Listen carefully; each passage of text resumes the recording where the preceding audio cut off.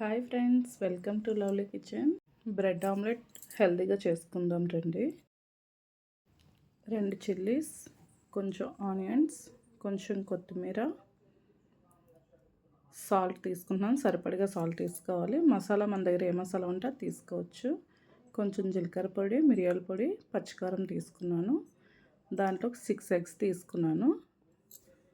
బాగా బీట్ చేసుకోవాలి. నేను 3 మెంబర్స్ తీసుకుంటున్నాను, అందుకే 6 ఎగ్స్ పడుతున్నాయి. సింగిల్కి అయితే 2 ఎగ్స్ అయితే సరిపోతాయి. ఇలా బ్రెడ్ వేసుకొని దాని మీద వేసుకొని తిరిగేసేయాలి.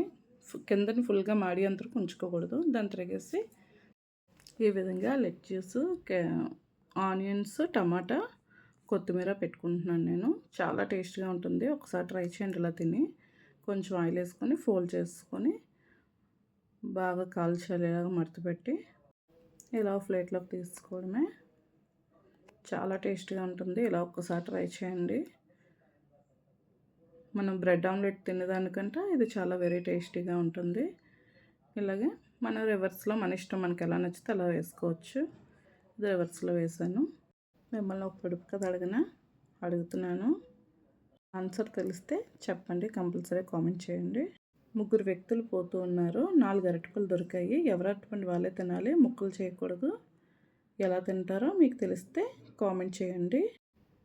వీడియో నచ్చితే లైక్ చేయండి, షేర్ చేయండి, సబ్స్క్రైబ్ చేయండి. ఎలా ఉందో టేస్ట్ చెప్తాను. సూపర్.